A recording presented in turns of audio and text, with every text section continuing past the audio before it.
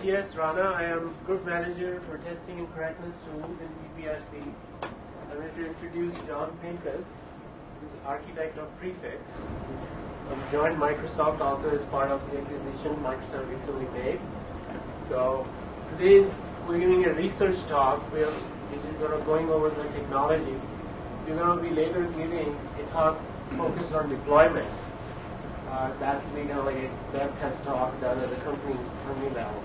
So his goal is to introduce you to the technology. So without further ado, Jon. Thanks. Briefly, thought it would be useful to give some background as to what we at Intrinsa saw the problem that we were trying to solve was. Introduce PREfix, the product, and the key underlying technologies. Probably the most interesting technologies are the simulation and modeling, so spend a lot of time on that.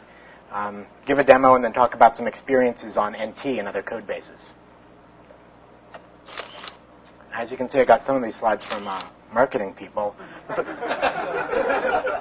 The problem is, as we see it, is that development teams spend 90% of their time writing the code and then the other 90% of their time fixing the code. And you spend the first half of the project creating a big mess and then the rest of the project trying to clean up that mess. But it's getting worse, not better. Systems today are a lot larger. They're a lot more complex. You're dealing with complexities you never had to deal with before in the environment. The notion of a platform is a lot more complicated with browsers. You have all kinds of multi-threaded things running around, distributed components trying to communicate. The basic problem is that developers aren't getting smarter enough, fast enough to keep up with all of it. Some quick background about the company. I started in Intrinsa back in April of '94 with a couple other people, and that's when we started work on our first prototype. As always, the first prototype didn't work at all. The second kind of worked. By the time we were up to the fourth prototype, it worked pretty well on public domain code, and that's when we submitted our first patent applications. Shipped first version of the product for Unix C in '96. After a long amount of time puzzling with C++ complexities, shipped a version for C and C++. In June of '98, we introduced the web user interface that's in our current product, and we renamed it PREfix Enterprise so we could charge more for it. We finished version 3.0, introducing the notion of prioritization, which I'll cover later. Had that ready to ship in April of '99 when other events intervened. We finalized the Microsoft acquisition at the end of June, and so there's 6 of us. The core simulation team is up here now. I think the only one in the room is Jeff Wallace back there. Everybody else has heard this talk a whole bunch of times. So what's the idea with PREfix? Basically, we wanted to find significant defects at compile time. And the first place to start for significant defects is defects that cause crashes. Everybody agrees those are significant. We want to find them both within a single component, and I'm using the term component here very broadly to mean basically any software module, whether it's officially packaged as a COM component or just a DLL or even just a function. It's also important to find problems on the interface between components. Really, if we're going to make reliable programs out of components, you need to be able to check each component individually and have confidence that that's highly reliable. Then you need to be able to check at the junctions between components. A lot of my background's in the computer-assisted design field where I did place and routing work for a while. And it's really interesting to look at the reality of quality there. You get to a really high level of quality before you actually build the chip. You do that because building it is so expensive. I think we can make a lot of progress on that in the software space. Actually, version 1 really concentrated on finding these defects, but that's not enough. A hard lesson is that it's not enough to identify defects. You have to give people the information to understand the defects, to fix them, to prioritize them so that they can choose which ones they will or won't fix. Microsoft's not unique in the fact that you don't fix everything before it ships. Nobody does. So you need to understand how the code failed, where the code failed, help people understand the consequences. We find both straightforward and very subtle errors. And I think for any technology to be really useful in production software, it has to be non-intrusive. You can't ask people in general to try to do something a completely different way. You can't ask them to completely change their development methodology. You can't ask for code changes. If we wanted to run prefix on NT, but the first step was you had to change every single function in order to use prefix, that just wouldn't happen.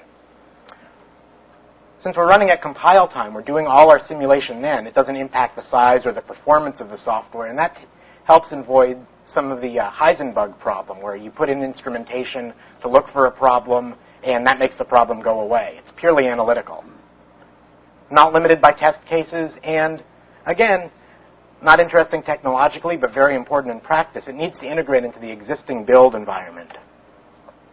We run on small and large code bases. We ran on about 4 million lines in NT. Cisco was a customer of Intrinsa, and we've run on about more than 10 million lines of code there. In general, performance scales roughly linearly with the size of the code. The defects that we find are the ones that cause random crashes, crashes under a heavy load, random output, things that only occur when resources are exhausted, special cases.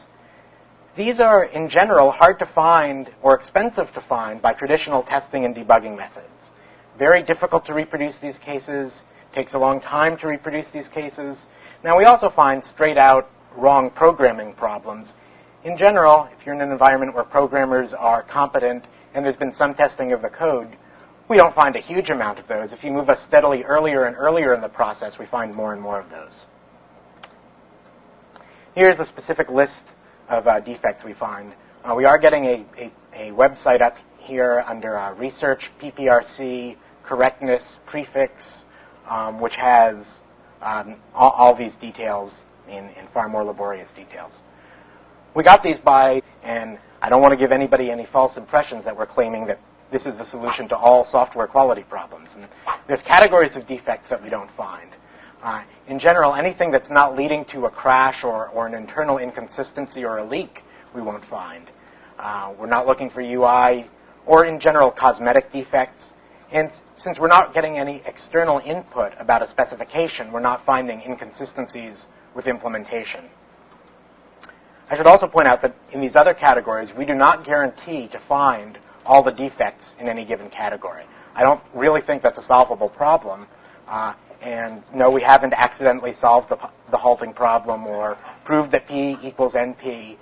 These are approximations. Another real lesson from CAD is that, boy, a 99.5% approximation is good. It's better to get, from my point of view, it's better to get to a space where the current level was 0 and stop trying to go from 99.5 to 99.8% and just do that first 80%.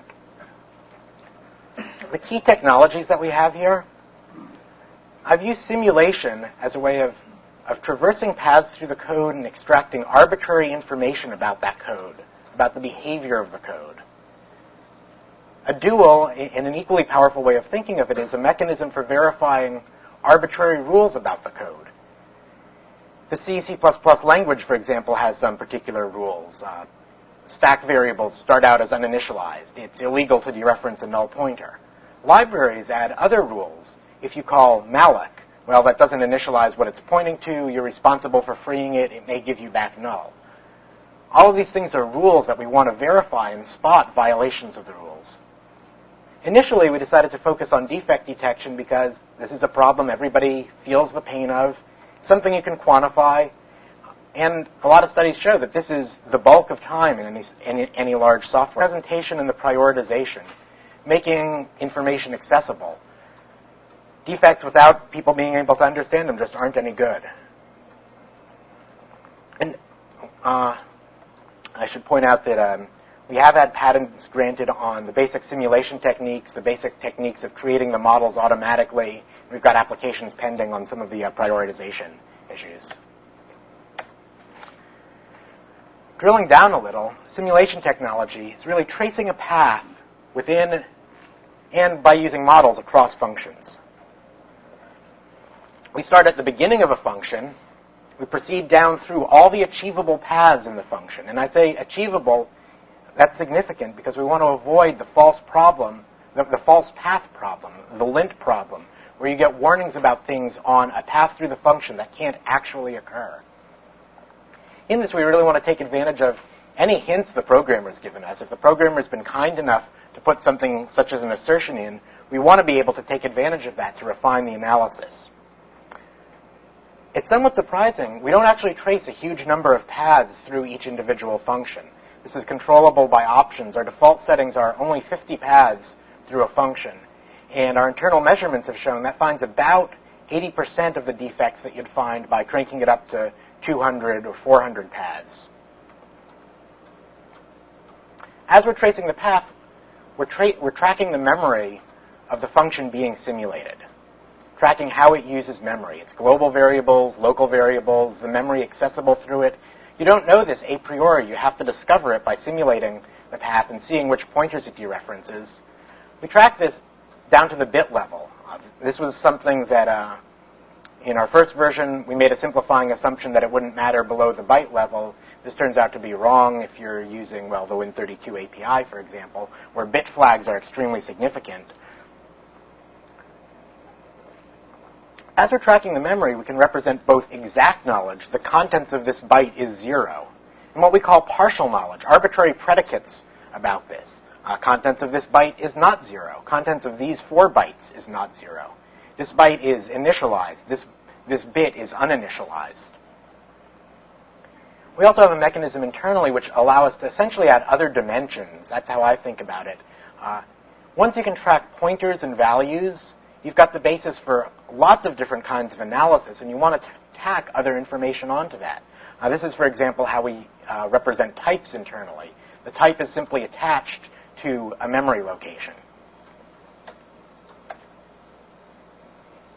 Models provide abstraction. Now there's people like me who say, well, that's it. I don't need to say anything else about them. That's good per se.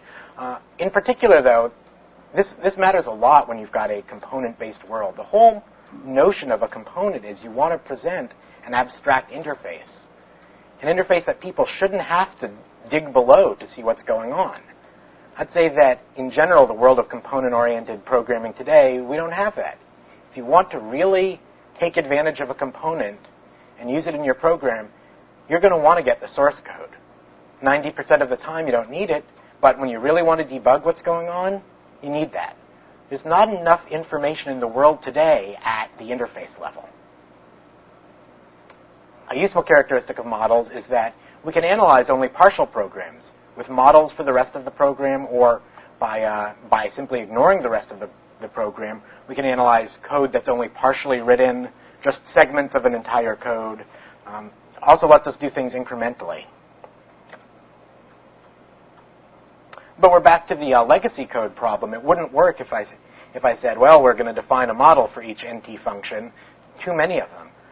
It's really key that as a side effect of the simulation, as well as identifying defects, we're also generating the model for the function as we simulate it.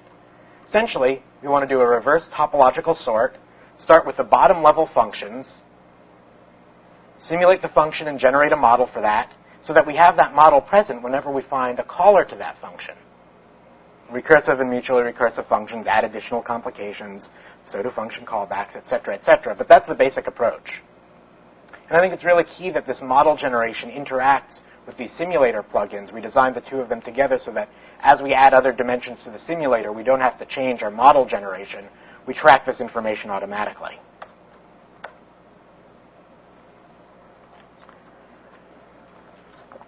So, came into our very first customer, very first external beta site with version 1. They had a couple million lines of code. We simulated. We promptly found, about 4,000 defects. We didn't have a UI at the time. We gave them a list about yay thick on paper. Their eyes glazed over, and they said, well, we're not going to stop development for a year as we fix all these. Could you tell us which ones are the important ones there? And we said, well, they're all important. They're all defects. They said, no. Which ones are the important ones? And we said, oh.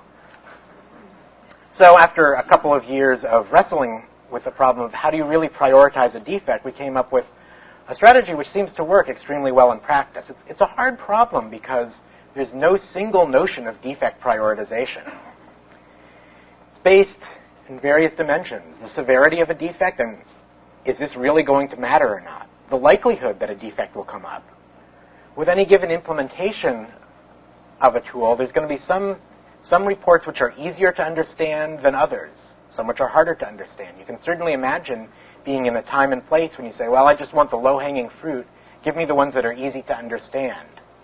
We also track what kinds of approximations we put in our analysis, and so it can filter out the ones where we've introduced a fair amount of approximation, so it may be harder to understand what's going on, or the results may be less accurate.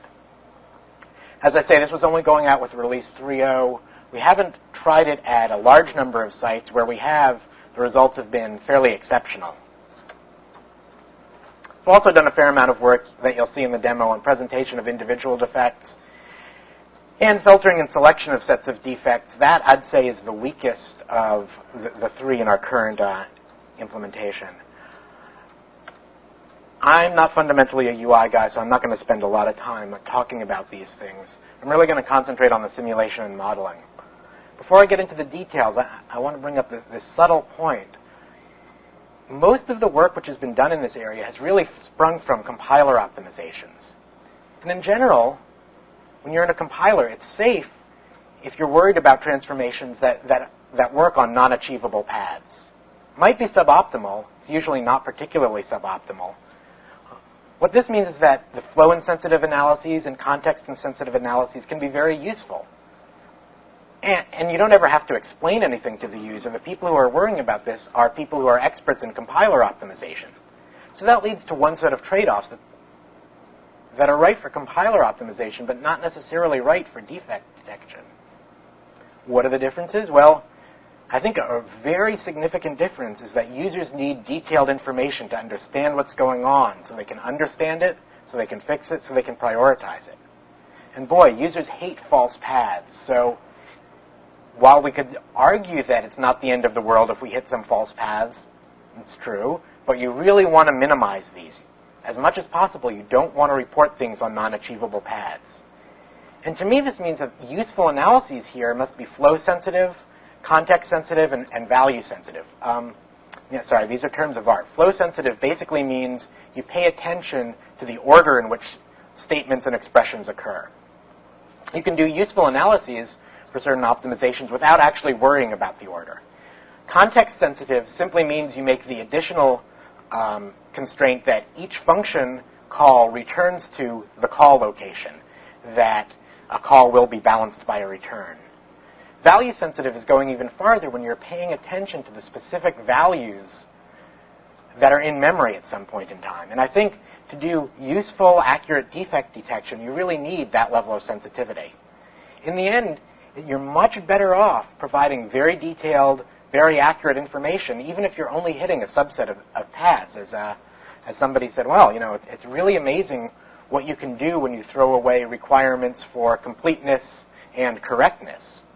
And well, yeah, that's true, and I chose to take this as a compliment because what we're really doing here is some difficult engineering to make this applicable to a large code base. There's this minor engineering matter that this is really true as long as you're hitting the right paths. And on the whole, we do a fairly good job here. So turning to the architecture, from the user's standpoint, at this point, at the build level, we parse the code, the source code, we simulate it, and report bugs which get loaded into a bug database. Arbitrary users interact with this through a web browser, and that's actually what I'll be demoing. Seeing the simulation run is not particularly interesting. It's much like any other batch process. The C++ parser, right now we OEM Edison Design Group C++ parser. We're looking at plugging directly into the VC, leveraging off some of the other work which has gone here over time, looking at MSIL as a potential input source, et cetera, et cetera. The simulator was designed to be language independent, and as an experiment, we plugged the Java bytecode reader in as the front end, and things continued to work. So although we haven't done the work, the slide does have an element of truth in it. Within the simulator, we basically simulate the functions on a function-by-function basis. As I said, we do the reverse topological sort. Within a function, we walk through the different paths, beginning at the beginning of the function, and we keep going until either we've exhausted all the achievable paths or we've hit our threshold for how many paths. At that point, we pass things on to the auto modeler, which spits out a model for this function that we've just modeled. we detect any errors in passing, we pass that into the error analysis, which produces a lot of information which then later gets loaded into the bug database. It's the virtual machine which really operates at the expression level, which is in charge of tracking the details of the memory for the function that we're simulating. So let's actually walk through a couple functions to see these. Simple function takes one parameter, has a local variable. At the beginning of the function, we reserve memory for the parameters and the function scope local variables. What do we know about this memory? Well, we know because of the rules of the language that you can't rely on k being initialized. We mark this memory as uninitialized. The parameter, we don't really know anything about that. We begin at the beginning, first statement. Our statement executor splits things down to the expression level and then evaluates this first test. Is j equal to 0? Well, we don't know. Before we even evaluate the test, of course, we need to find out, is j initialized? At this point, we're not sure whether j has been initialized. We'll make an annotation here that we can later use to say that anybody calling this function had better pass in initialized data. But for now, let's assume it is initialized. Is j equal to 0? We don't know. So now we're going to fork our analysis and investigate both of these cases. Let's first investigate the case where j is 0. We make this assumption and we record that in our memory model for this path. So as we go forward here, we're wiring j to be 0. Well, if it is 0, the if statement is true. We assign k to be 1. We return k, which means we need to test whether k is initialized. If so, which it is, it's been assigned 1. We have the return value. We're at the end of our path. There's a slide error here. That return statement should be in black. It actually is being executed. We haven't found any defects, but we have learned something about this function. We've learned that if you give it a 0, it's going to give you back a 1. That's one element that's going to be one path that eventually goes into our model for the function. But there's more to do, so let's go back to the beginning. Right now, we really do restart our simulation from the beginning. There is a performance enhancement possible to sort of checkpoint and pick up at the last choice point. But right now, we restart at the beginning. We reserve memory, make the same test, still don't know, and now we are going to investigate the other path. Assume j is not equal to 0. This is a case where we're recording partial knowledge. We don't know what j's value is, but we do know that for the rest of the path, its value, unless it's assigned to, is not 0. If it's non-zero, well, we don't execute the then clause. We come down to the return. We test. Now k is not initialized. We started it out as being uninitialized because it was a global variable. Never assigned to it. It's uninitialized. The display here, this display of the function, really does mimic our UI in that we can display the specific path along which the error occurs. That's very useful from a diagnosis standpoint. So we not only know that we've got an uninit here, we can highlight the specific path on which the uninit occurs. And that's it. We're done with the function. Now, the assumptions are really key here. Recording these assumptions and using those later in the analysis is vital because that's how we avoid the impossible paths. Here's a slight modification of the function where lint and non-value dependent data flow analysis in general will warn you about a possible uninit here. It seems like there should be 4 paths through this function because you've got 2 if statements, but they're not independent if statements. The first path, if j is 1, first if statement is true, but then the second is false. We don't have any choices at the second statement. We've recorded enough information that we can actually evaluate that second test. The second path, we make the opposite assumption. So if j is not equal to 1, we know that that second if statement has to be true. Now it's subtle. If that second if statement was if j not equal to 2, there would be a defect in this function. As it is, since the 2 tests are so precisely the same, there is no defect. It turns out that it's very difficult to a priori analyze a function and determine which paths are achievable. And it essentially reduces to satisfiability with aliasing, if you will. Not an easy problem.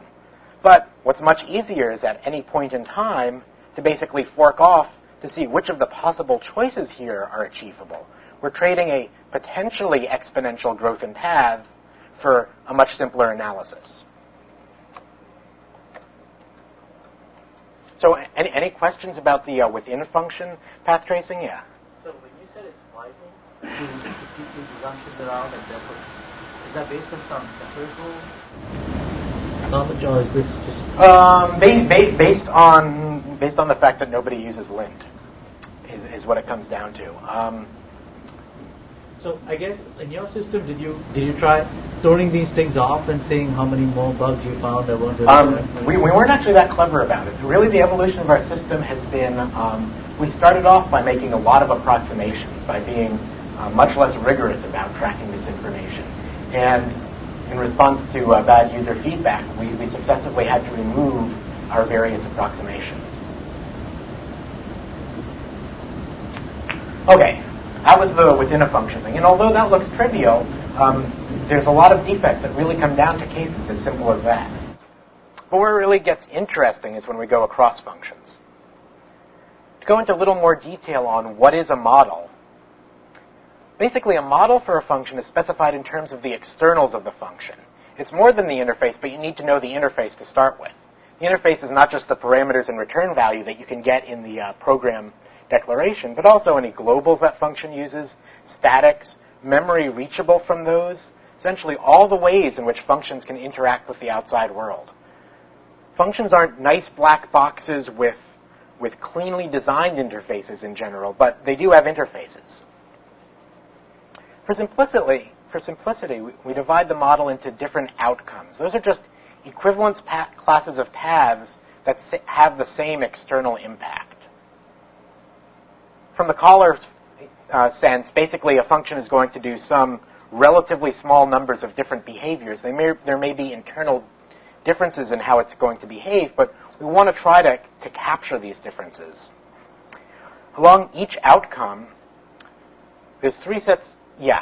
How do you handle a monster function like printf? A monster function like printf? Well, a couple different ways. One, with any given function, you can really approximate the model. I'd say from the standpoint of the caller, printf's interface is relatively simple in that you can take the first argument has to be an initialized string, and the rest of the arguments, of which there can be any number, are somewhat dependent on the string contents. There's two ways we could handle this. In a prototype, we actually did introduce the concept of a format string. In practice, we punt on this. We basically say, well, everything else has to be initialized, and those are the only requirements for printf. In other words, we make an approximation. This is a case where we really are giving away some possible error detection by making an approximation. Now, within each outcome we have, for the various externals, we can specify guards, that is, things that need to be true for this outcome to be eligible to be selected. Consider a Windows NT memory allocation function where you've got a parameter which essentially governs whether or not this memory allocation can fail. You pass in the pool type, some flag in the pool type says, can this function ever return null? Or will it raise an exception if memory fails? The guard on that parameter will determine which of these various outcomes is eligible at some call. Constraints are things that need to be true when the function is called, preconditions. Results are things that happen as a result of this function. I'll go through a couple of the specific examples of this, but we use models to simulate function calls.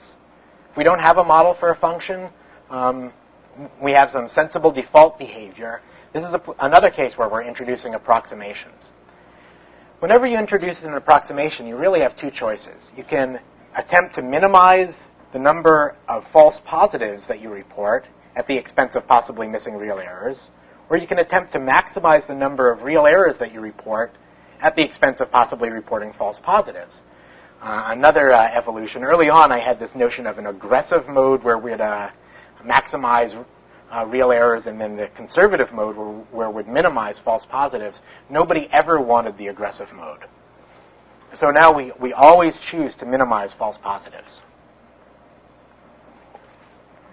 For people other than us here at Microsoft, there is this minor problem of where do you start? You need system models. you need models for the Win32 API or the C standard library. So we do provide these along with PREfix. Win32 API, some MFC models, C standard library, and then system calls on the various unices. Now I should point out that although, just a sec, don't let me forget this, although we currently are using models really only in this defect detection, there is valuable information in the models in its own right. You can imagine other tools that really operate on the models, extracting information or doing other kinds of analysis. Do you allow the user to provide a model for a function? You mentioned that you didn't want to necessarily. Right. In fact, we do allow the user to provide a model for a function. Printf's a great example of, even if you have the source code, you might want to provide a model to approximate this behavior. We've got all kinds of control mechanisms. The preferable way is you can write a C or C++ equivalent of the function's behavior as you want to model it. And then you can use some configuration options to say when you see a call to function X, use the model for function Y instead. And then do you verify that the model is correct? No. Based on the actual simulation? No. Again, that's another really good the verification of models that are being correct would be a very useful thing we could do for the situation where you have the model ahead of time and then are implementing the code, or where you have multiple implementations, all of which are supposed to conform to the same interface. Definitely a good thing that we could do with this in the future. My basic thought pattern is that if you tell developers they have to do more work, they won't. If you tell them they can get something for free but can get more if they do more work, if they like what they get for free, they will. So that's a direction I think will go more over time. There was a question back there. Have you considered the possibility of basically making the model language strong enough that you actually code at the level of the model? Making the modeling language strong enough that we could code at the level of the model. But instead of writing in C++ and having Right. program So really right at this much higher level. Top of my head is that there's already enough languages for high-level design. A better approach would be to try to augment something like UML with the necessary information here. But haven't really gone into a lot of detail there. Again, that starts to drift close to something that I personally shy away from, which is telling programmers that they should do something differently, that they should learn a new language. My personal preference is to say, oh, we'll let them do it in the language they're used to using, even with all its warts and imperfections. At least they're familiar with it.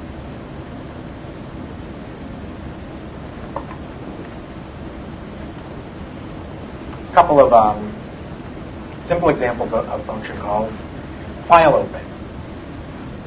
This is also a good example of extraction. At some level, when you go to open a file, it's either going to succeed, in which case it's going to give you back a file that you need to close, or it's going to fail, in which case it's going to give you back null. Well, we all know that it's really somewhat more complicated than this. The open may fail in a bunch of different ways, and it's going to set error no or get less error appropriately. If we actually simulated the code for fopen, we'd generate a much more complex model, like this horrible printf model, which would have all these different cases. Does this actually matter from the user's abstraction? Hard to say. I think there's this sort of abstraction raising process. That matters a lot from the standpoint of the person who's implementing the C standard library. All these different individual states matter a lot. From the user, a lot of times it doesn't matter. Similarly, fputs, writing a string to a file, it's either going to succeed or fail. So let's look at how we actually use the models during simulation of a function with function calls. We open a file, and the function has we call fopen, which has two outcomes. Neither of these outcomes have any guards, so they're both eligible to be chosen. They have constraints. Both of the arguments need to be valid pointers and pointing to initialized data. We choose one outcome. We'll first look at the one where the file open succeeds. And the result is that it returns a new file resource. We assign that to F. A resource is an example of this plug-in notion that we can associate with memory. What fopen is really returning is a pointer. But we want to model this by some object that has state, i.e. a resource, so that we can give some higher level information to warn people that oh, you closed a file twice. Now we go down, we evaluate the put. There's two paths here. Again, either are eligible. There's constraints. It's got to have valid pointers. File has to be pointing to a valid resource. And we'll choose the case where the write succeeds. Right? When we get to the end of the function, whenever we hit a function return, either by following through an explicit return statement, a long jump, a raise exception, a C++ exception, or indeed an exit, we do a mark sweep garbage collection. And we look for leaked memory. Leaked memory is memory that was allocated and assigned to a global and not given to some external alias. There can be cases where we can't actually determine whether or not memory is leaked. We have a state internally we use lost, assigned somewhere we can't track exactly where it's assigned, so we know it went somewhere, and we don't report those as leaks. In this case, we had a resource associated with this memory which was assigned to a local variable, wasn't released, wasn't returned. It's a classic leak. We've got another path through the function. Let me repeat. But now let's look at the case where the file open fails. In that case, when we get down to fputs here, we violate the constraints of fputs. We have a null pointer for the file. That's an error. Good news is that at least we didn't leak anything in this case. There's a third path through the function. I'll leave that as an exercise to the reader. Moving forward, we present this through a web-based user interface, accessible with any web browser, which I believe means IE4 or IE5.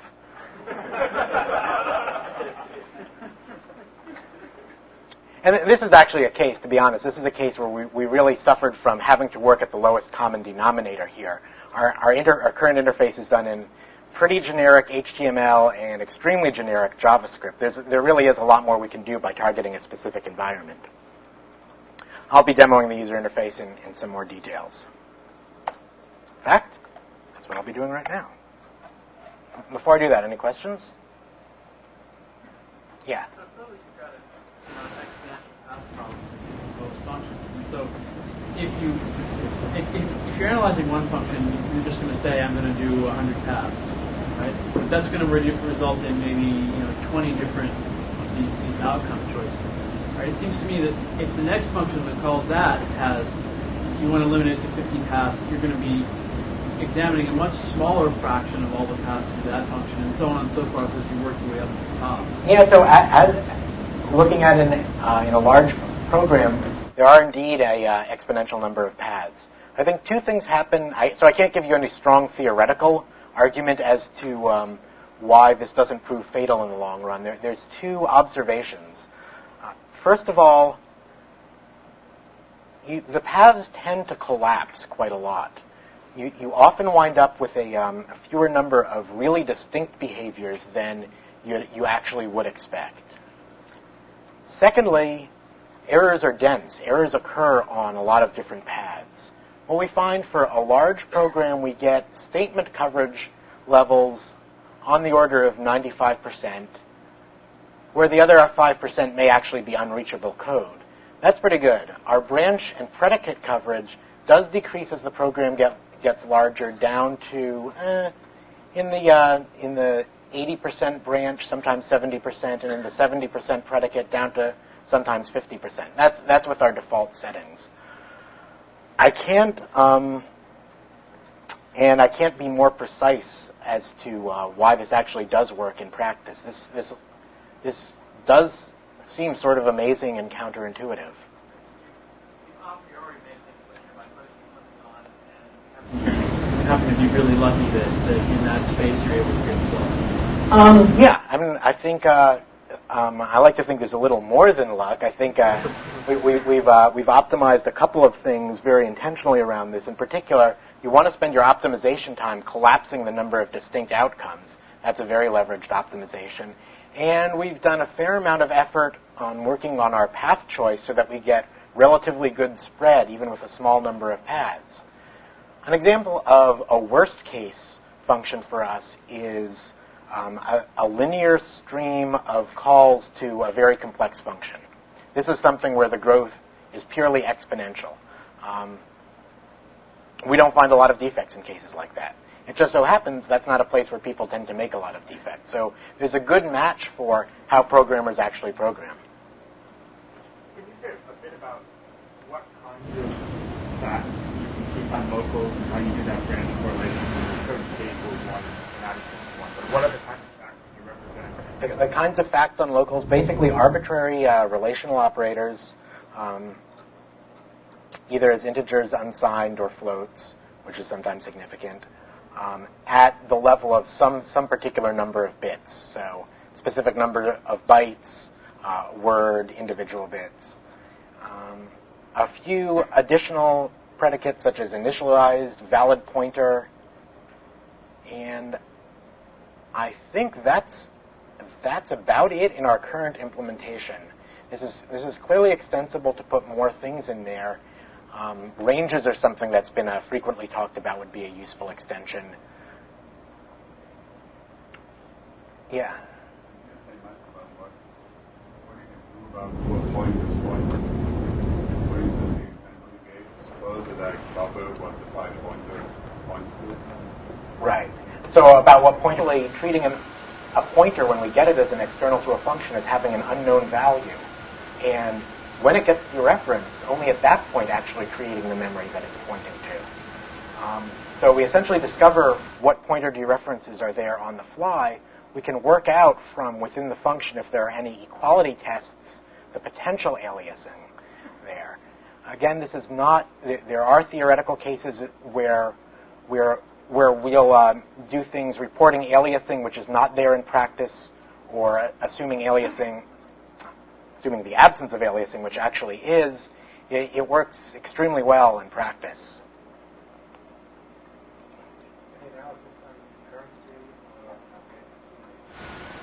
Currency or we've prototyped a race and deadlock condition finder. Essentially, we do that as a second pass on the models. Generating in the models, you essentially have a trace both of the functions that have been called and, in fact, of the memory references. You can then, at that point, do something looking for essentially find the as-used lock hierarchy table and find any inconsistencies in that. Taken it to a customer, got some really good results. It's on our list of possible defects to add, and don't yet know what order we're going to be doing things in. This is an area where we're being a part of Microsoft leads to somewhat different priorities than we had otherwise. Otherwise, one of the reasons we like that idea a lot is, it was a separate product that we could sell separately. Internally, I'm hearing a lot more short-term issues about buffer overflow, and so that would become much higher in our priorities. Yeah. What do we do for loops? So that would be, the question is, do we abstract past the loop at all? That would be a good thing to do. In practice, we don't. We simulate the actual iteration of some controllable number of iterations through the loop, and then if we haven't terminated the loop at that point, we do what we call loop emulation, which is a very weak form of abstraction, nowhere near as complete as the modeling that we do elsewhere. The node here, the node Grover, is working on how do we essentially use our modeling technology to treat this as a basic block, abstract from that, and use the same kind of modeling. That would be a better solution than we currently have. This is a place where the prioritization proves useful. One of the weaknesses of our method is not so much the accuracy, but the presentability. And in fact, this is why we limit the default number of iterations around a loop to 1. We're giving, as you'll see, a rather flat picture of the program, and so we don't have a good display technique for showing which of many possible iterations of nested loops are you on. I think there's a lot more we can do here.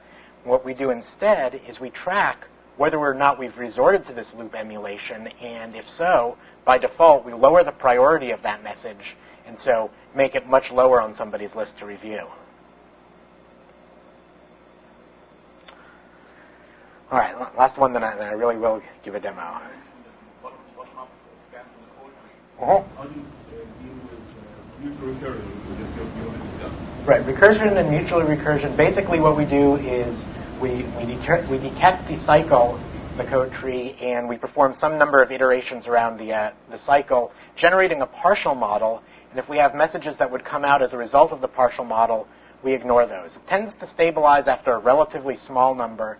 I think our default is, well, the spec says until we get tired. I think our default is 2 or 3. And when we've cranked the number up in practice, we haven't seen much of a win for it. All right. So actually, I'm going to give a demo, and I'm going to give a couple phases of the demo here. This is just going to be a basic demo showing some of our example code, and later on I'm going to switch over to this laptop, still the property of Intrinsa, where I can show our official Intrinsa demo, which is the Mozilla source code. We downloaded the public domain Netscape code and simulated that when it came out, after they very thoughtfully provided a test bed for all program analyzers everywhere, and have some very nice demos from that. Let me go back here. Our basic screen, we notice that people tend to work on specific projects. In NT, for example, these get organized by directory tree a lot. If somebody says, well, I'm working on security, everybody at NT knows what that means. If I say, the bug's in NTOS, everybody knows what that means. It doesn't actually mean just the NTOS directory. So as you go to log into the browser, you pick a project. User IDs are used only for saving current settings. We're not providing any security or any monitoring or anything like that. It's just a convenience mechanism. When I log in, I get a message list, the list of all the defects that have been reported in this project. More precisely, I can apply filters, select only a subset of the defects. So I could say choose only the ones with a specific warning number. I can also control exactly what information I want to see for each defect. By default, you get the warning number and a one-line summary. Version 1, this is all we gave. We said, oh, it'll be just like a compiler message. That'll be familiar to everybody. And we forgot that familiar does not mean the same as beloved to everybody. There's basically been a steady evolution of giving more and more and more information and then trying to display it in useful ways. Piece of information which is very often useful is this origin notion. If I say have a null pointer, the very first thing I want to know is where did that null pointer come from? So we can provide this in the summary page. It's also a simple editing mechanism where I can provide arbitrary comments. I can set the status, assign the priority. I can leave notes for other developers. I think I'll even assign an owner here. The way we use this internally in our nightly prefix on prefix runs is by default we assign an owner based on the directory ownership, and then that person gets in and either fixes it or assigns it to somebody else. Now, you might note this and remark, boy, this is really a poor man's bug tracking system, and that's fair. I don't think we're doing anything particularly clever or useful here. An interesting thing to look at is, can we tie this in more directly with RAID so that people don't have to learn a new user interface at this filtering level? Are there other things that would be more appropriate? I would say our core UI technology does not shine on this page. The interesting thing comes when I actually go to look at a particular error message. The names have been changed, but this is the kind of thing that you certainly might see in, well, Windows NT code. There's a lot going on here. This orange box down here, this is the verbose error message field. It tells us everything we know about this message. The one-line summary, what function it occurs in. This can be useful if I'm looking at large lists of things. What's the control flow that leads to this happening? It turns out, in a lot of cases, you can better understand the message. Is this legible? My grays are not legible. There are some grayed out things here. My colors aren't legible at all. This would be considered the orange area.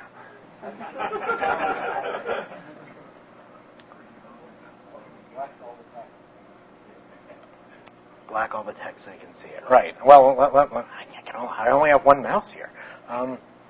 Basically, this is summarizing all the things that we know are going on. The actual contents of the function here, I'm going to attempt to black at all this. Yes, it's cleverly called goToUninit. From time to time, you actually do see things in the code base where you know it's like XXX bug here, and we identify a bug. Yes, that's good. This is a really simple sample code where basically I'm testing my parameter. If it's greater than 0, I go to done, and I assign this field of a local struct. Much like the example I showed on the overall slide, well, if that assignment didn't occur, then the field is uninitialized. I think the path highlighting here really does help understand the program. The fact that for a relatively inexperienced programmer, it's clear that these things did get executed, these things didn't. That's a lot more useful than saying possibly uninitialized here. This little circle I means there's more information here, a function call or an assumption that we made during analysis. In this case, we assume that k is greater than 0. There's a mechanism where you can inline these as well. These are some basic navigation keys here. Then we use blue, yes, this is blue, to note the interesting points on the path. Always at least where the path simulation began. If there's origins or other interesting things, we call those out.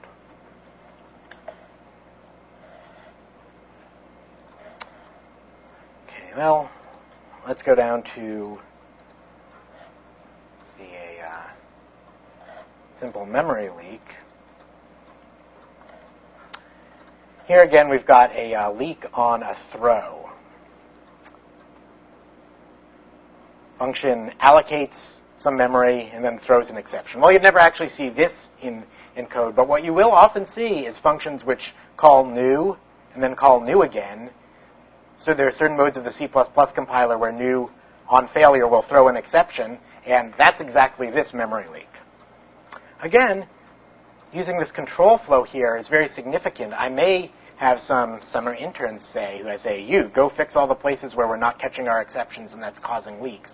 I want to be able to sort and filter which leaks are caused by uncaught throws. Okay. Here's a case where we've got another line highlighted as an interesting line where the memory was allocated. Okay, let's see.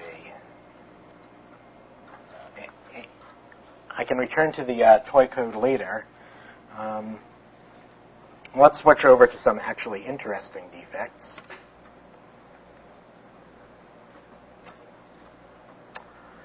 So Mozilla was about 1 million lines of code, mix of C and C++. Conveniently, you actually needed 2 different C compilers to build the whole thing. This was the very first version they put out onto the net, so it was current as of April 98. We found, yes, literally thousands of problems, and we've picked some interesting ones here for the demo. Now, although, well, that's not very good. This is the risk of these web-based demos. Yeah, I don't think that's going to work. All right. Why don't I not show you the Mozilla code, but instead make that accessible on our website later?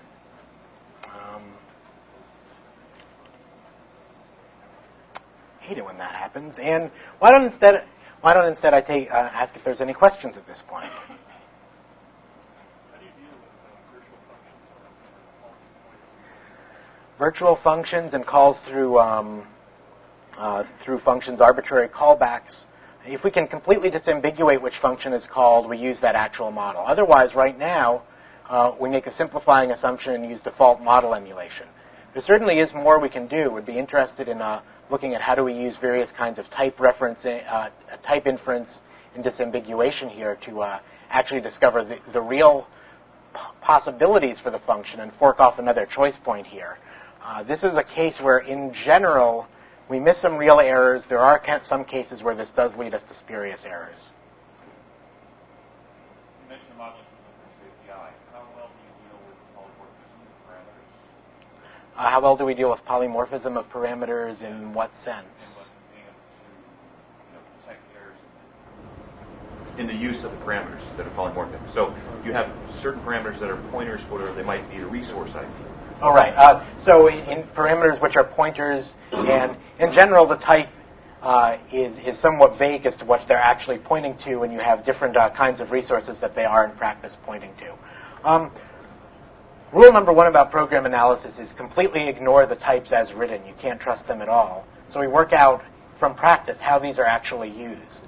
We tend to detect these mismatches very effectively, although we report them substantially less effectively. We tend to report these as illegal value errors, which doesn't really match the person's abstraction. One of the projects we have going on is how do we provide a more useful description of this error in something that would actually, in terms of something that would actually make sense to the user. So, as a rule of thumb, as we simulate the function, we're going to determine what its actual expectations on this parameter are, possibly by encoding the type as some value, and then when we detect the mismatch, report that. Yeah. In the very first bit of program code you showed, you kind of had to encode making an assumption saying that j wasn't equal to 0. Right. Okay. And then just a recent piece of code you had saying, j or k was greater than 2. You said you'd assume that. But that can be like really complicated. Let's say you can test a bit of a variable, and I say, is bit 6 set? And then later on in the code I say, is this value that contained bit 6 greater than or less than some value? Yeah, or a more complicated thing I might say, is j less than 3? And then later say, is greater than 3? But in the meantime, maybe incrementing j. Right. I think the general question here is on how much symbolic math are we going to do tracking our predicates. So the specific example of a specific bit being set or not determining the sign of a variable. If j is greater than 2, j plus 1 must be greater than 3, unless we fit an overflow. We do the basic symbolic math. We do track things across additions, multiplications. We've got special cases for multiplying by 1, dividing by 1. What we do less than full symbolic execution. We can point to where we'd extend things. Right now, the performance hit doesn't seem worthwhile. Now, there's another issue here that as we make more and more assumptions, they do get more and more complex to expose and report the assumptions. Some of the NT bugs would have lists of assumptions, 20 and 30 long. I think we need to do a better job at prioritizing the assumptions and picking out which ones are especially relevant. A criticism that's been made, and it's certainly fair, is this example I just showed where k being, assuming that k is greater than 0, how do I actually know that that can ever occur in the program as a whole? Now, in some cases, if you're writing a library that's supposed to be reused, you want to bulletproof things anyhow. If you're actually writing something which is only being used in a fixed way, it's very useful to know what are the symptoms, what are the situations which actually are going to trigger this, and in fact, are there any? That's an area where really presenting the call stack up from a particular location would be useful, and that's not something that we've done a lot with. Yeah. Sorry? Have you ever considered using profile information? Have we considered using profile information? I think the relative likelihood of some path for something like a memory leak could really affect how important people view this. Finally, and more nebulous in my mind, is how could we actually use this to guide and improve our path choice? The reason that's nebulous in my mind is I can't answer the fundamental question. I mentally can't answer. Would I rather simulate the paths that are hit by profiling or that aren't hit by profiling? And deciding that seems key to going forward with it. In the very back. Have you considered how to integrate this with users' asserts? First of all, checking that their asserts can't be fired, and or using asserts as hints or assumptions that you can make later in the code. Right. So using asserts as hints actually is something that we do right now. Basically, an assert is going to expand by the time we get it to whatever straightforward or strange implementation there is for the assert. So we've got a recognizer to find the common assert expressions. This is necessary because the MFC assert actually expands to a while loop, but that's another story. When we recognize this, we then basically use this to guide our path choice. If we're seeing something which is an assert, we would rather prefer not to go down the path that leads to the assertion failure. So Well, I think we're using it effectively as a hint. There's various mechanisms for, if you're using a particularly funky syntax, for hints you can give us to help us recognize it. Now, to actually report assertions, that's a really interesting possibility. A key difference is that you only want to report places that assertions are definitely violated, not things that they're potentially violated. In our terminology, we need to wind up converting a guard to a constraint. That detection part we know how to do. The interesting thing is, how do you give people the right information to understand what's going on? Well, what we really want is an additional kind of assert where people can further provide their own description of the message. And I think that's probably needed to get this really useful on any kind of a large-scale program.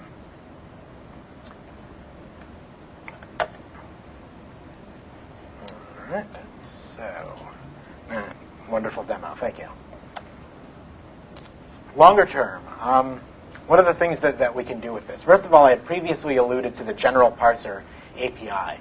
The reason we as a separate company chose EDG was we didn't want to be in the business of writing our own compiler front end. That constraint has clearly gone out the window now. We have a compiler front end here. Makes more sense to turn to that. We've got a parser independent layer, which Jeff here helped design, by which we really can support arbitrary input. So supporting MSIL, there's enough information in there that we can do all the analysis we needed.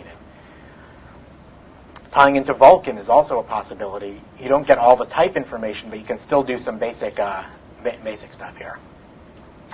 The data store. Right now, it's stored in a SQL database, or the defects are stored in a SQL database. The models are stored in separate files. Would like to come up with a clean interface to this and really open it up, both for other kinds of error detection. I had mentioned this, the multi-threaded detection, but also other analysis. If you can hang other information off of this, you can find strictly informational things. Show me all the functions which possibly throw a particular exception. Show me all, well, you get the idea. The front end, our original Windows product actually had an MFC front end. We were a little puzzled as to what to do with our Unix UI, so we prototyped a bunch of things, showed it to people. The Unix people liked the browser front end. Much to my surprise, the NT people also like the browser front end, so that's been our current front end. But logically, I also see it makes a lot of sense to integrate this into Visual Studio for the people who use that. Doing the path highlighting there is very nice. It saves you some focus changes if you want to look into the, say, caller-callee representation. Other visualization coming out, both at the list of defects level and then at the visualizing the individual code. I think those are all useful things, as well, of course, as more defects, more information about the defects to make it easy for people to understand, and also just looking at where are the snags in the process.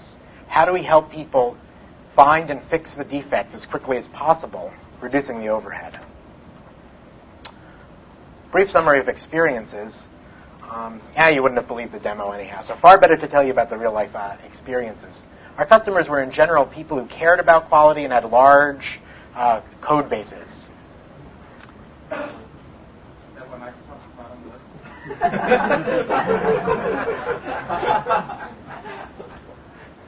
Well,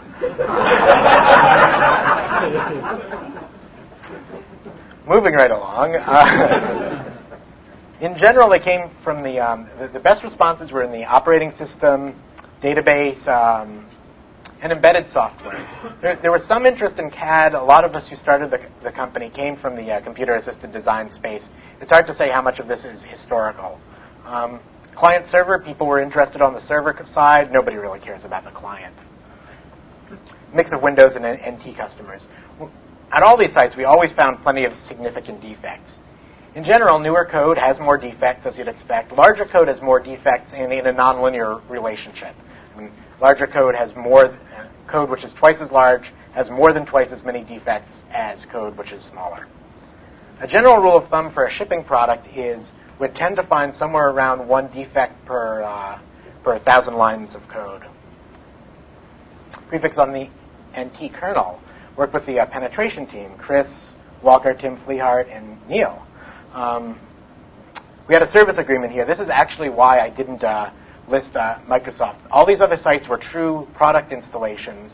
Here, we strictly did with a service agreement. In terms of personnel, well, that would be me after Microsoft hired away our first 2 Microsoft liaisons. So we basically said, well, I'm the one person who, they can't hire away without buying the company, but we were joking. At any rate, I was on site here, had my orange badge, ran PREfix, left the results behind. A fair number of people went through these, filed defects in RAID. We ran about 4 million lines of code, and we took great care counting the code because the arrangement actually was a nickel per line. It took me a while to write the Java applet, which would go ka-ching every time we simulated another line of code. So I'd say I spent roughly 15 days on site here doing some upfront integration into the NT build process and 3 runs. From the RAID database, there were a total of 1,445 bugs filed, the vast majority of which have been fixed. More than half of them were tagged as severity 1. Now, this doesn't actually mean that they were the highest priority defects facing NT at this point. This is just how they were tagged within the RAID database. It seemed to be relatively efficient to file and fix. Tim was at the 20 defects per person per day throughput. And I'd say in general, people were fairly fast at getting these things filed. And the anecdotal evidence, at least, was that the fixing was relatively quick. People were pointed to exactly the code fragment, and it was in general fairly clear what was happening. Yeah? Do you have any quantitative results here? Did the stress results get better as people fix these bugs? Comments from back there? We didn't take nearly enough bugs out of the system. Yeah. In general, we've chronically had a hard time coming up with quantitative results from any of our customers.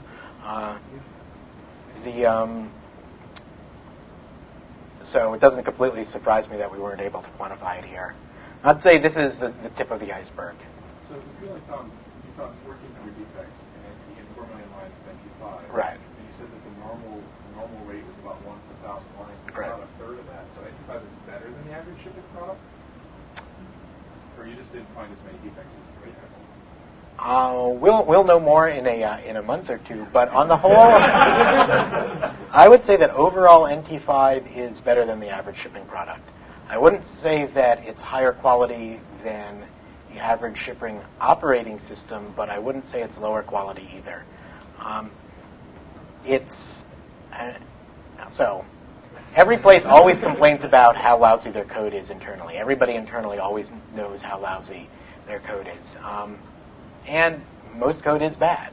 Now, that overall defect rate is somewhat skewed by the fact that applications and server, non-database, but other server code does tend to be noticeably buggier. But I would not say that NT is a point off the curve.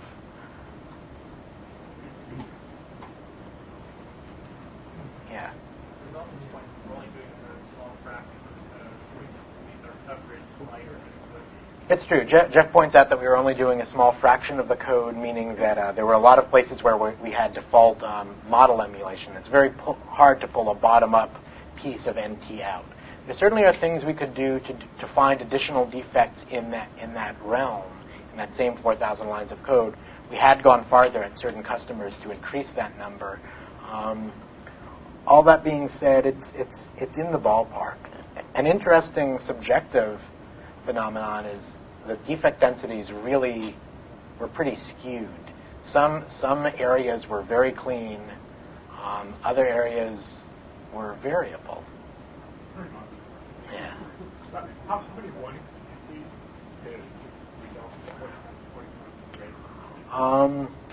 So let's see. I think we broke things down. The top level we broke things into roughly 3 priority classes.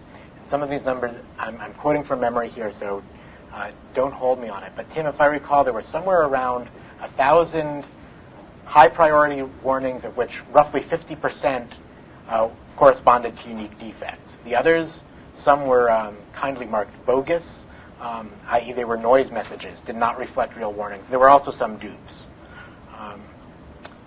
The next category down, there were, again, somewhere 800 or so, of which roughly 40% were accurate. And then the lowest category, we had roughly 30% accuracy. Is that in the old ballpark? A lot of times we do get asked about what the noise ratio is.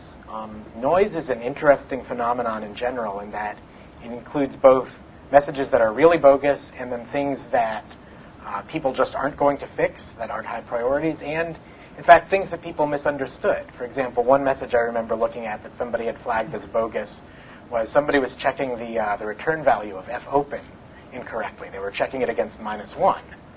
And then, of course, fopen returns null, but their comment was, well, fopen returns -1 on failure. So they marked it as bogus for the same underlying reason that the code was there. Well, I do view this as a prefix problem as well. We should have given them some additional information to help them understand. I don't know. Maybe it's a pointer off to the man page that they could then proceed not to check. So, two significant things. From a user standpoint, a correct but incomprehensible error message is no better than an incorrect message. From our standpoint as analysis people, it is, of course, better. But from the product as a whole standpoint, it's the same. And there's lots of ways to make progress on noise. Different way to look at it, though, is not so much what the real versus noise ratio is how quickly can you winnow down to the real defects. There were some large categories of noise that you could remove very quickly by a global operation in the user interface. Mark all functions which had a call to I/O control, whatever. Gosh, for some reason we were reporting some bug on that nobody could understand and probably wasn't right. Well, just get rid of all functions, all the messages that were reported on paths that include that. That's a way to very quickly get rid of a lot of noise at the expense of a few real messages.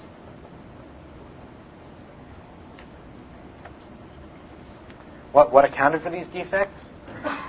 A lot of them just came down to sloppy programming, people not thinking about possible paths. A lot of time you see situations where there's error checking only in the debug build, not in the free build. It doesn't help. I have a pet theory that text editors are too easy to use. It's very easy to cut and paste and edit stuff, and sometimes you don't edit quite as much as you should. You shouldn't be cutting and pasting anyhow, but if you're going to, you certainly should do it correctly. There's a really interesting story. One of the things that we do is as we run prefix multiple times over the same code base, we store differences in the results between the different runs. You can see just the new messages, the messages that occurred both times, just the old messages. Usually you don't want to see the old messages. Those are things that were fixed.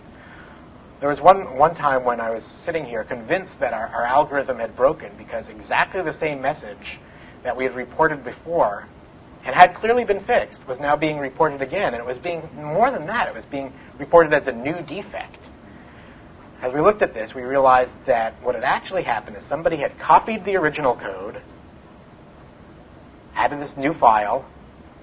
We reported the defect, they fixed the original, didn't fix the copy. The second time through, we simulated this new file, which conveniently had the same name, even though it was in a different subdirectory. I think the file had the same name, or was it just a static function had the same name? Oh, okay. So it could well be that they copied the case and had basically over time managed to introduce what apparently was a duplicate error. I'm afraid to report that not everybody here completely understands C and C++ pointer behavior. Yeah, or operator precedence.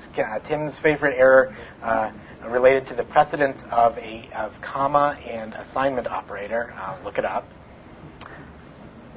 A lot of cases were people who were sloppy about handling error cases, in particular out-of-memory situation. My rule of thumb is if I ever run out of memory running any application, it's time to reboot. Because people don't clean up resources in error cases. People don't release locks in error cases. People are sloppy in error cases. And, of course, how do you clean up after an error? Well, a lot of people use go-tos, which, of course, lets them use that uninitialized memory, much as in the example I showed there. lot of times there's confusion at the interface level. Who's responsible for allocating and freeing memory? Who's responsible for pointer validity? These are not uncommon. We see these, I mean, it seems like a really strong litany. We see all these in every code base we look at. The only code base I've ever simulated that was completely clean was Tetris.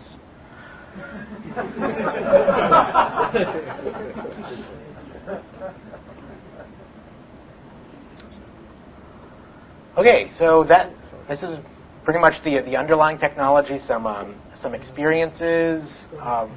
As Jia said, we're going to have a talk later on more on the nuts and bolts of how do we actually deploy PREfix. I don't know if we've scheduled that yet. The PREfix website here is. That won't be research talk. Right. That won't be a research. That'll be that'll be an MSTE talk. The PREfix website, research, PPRC, correctness, PREfix.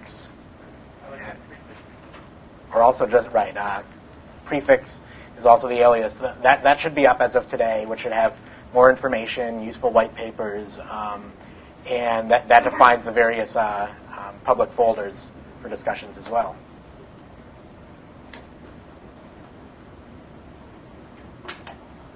Okay. Well, thanks a lot for all your time.